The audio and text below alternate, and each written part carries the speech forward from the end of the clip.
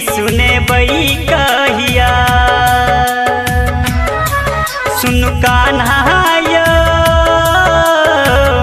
मुरली सुने बई कहिया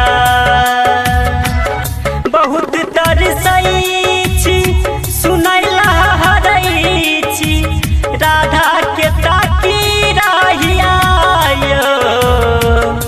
बहुत तरसई छी सुनैला हरई छी राधा के ताकी रहिया सुन कान्हाया मुरली सुने बई कहिया सुन कान्हाया मुरली सुने बई कहिया गुरुचरण गुरुचरण गुरुचरण गुरुचरण कलिगाम कलिगाम कलिगाम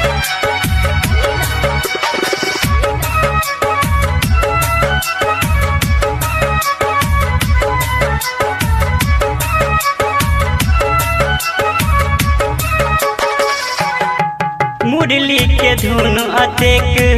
नीक लगैया सुनैला सदिखन सौखे रहैया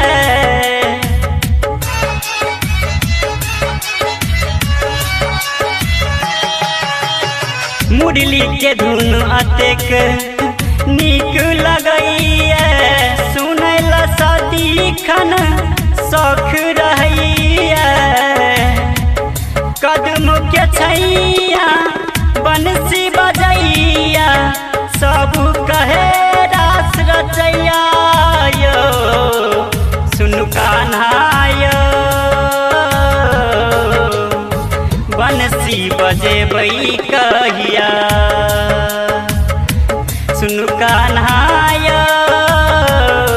मुरली सुने बई कहिया गुरुचरण गुरुचरण गुरुचरण गुरुचरण कलिगाम कलिगाम कलिगाम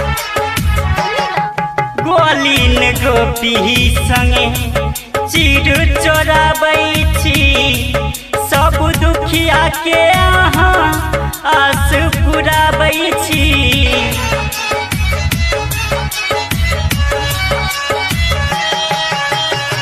गोलिन गोपी संगे चिड़ चोराबै छी सब दुखिया के अहाँ आस पुराबै छी अतेक निहोर करी हाथ जोड़ करी सुनु हे यो बांसुरी बजैया सुनु कान्हाया बंसी सुने बई कहिया सुनु कान्हाया मुरली सुने बई कहिया गुरुचरण गुरुचरण गुरुचरण गुरुचरण कलिगाम कलिगाम कलिगाम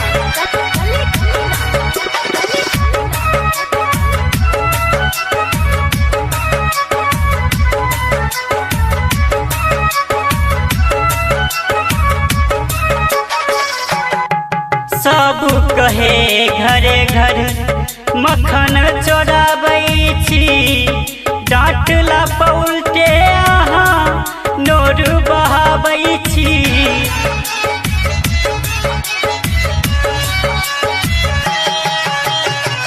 सब कहे घरे घर मखन चोराबै छी डांटला पउलटे अहाँ नोर बहाबै छी संजय बाबू मुरली सुने रतर से खुश हेतै सुने बजहिया सुनु कान्हाया मुरली सुने बई कहिया सुनु कान्हाया मुरली सुने बई कहिया। कहिया।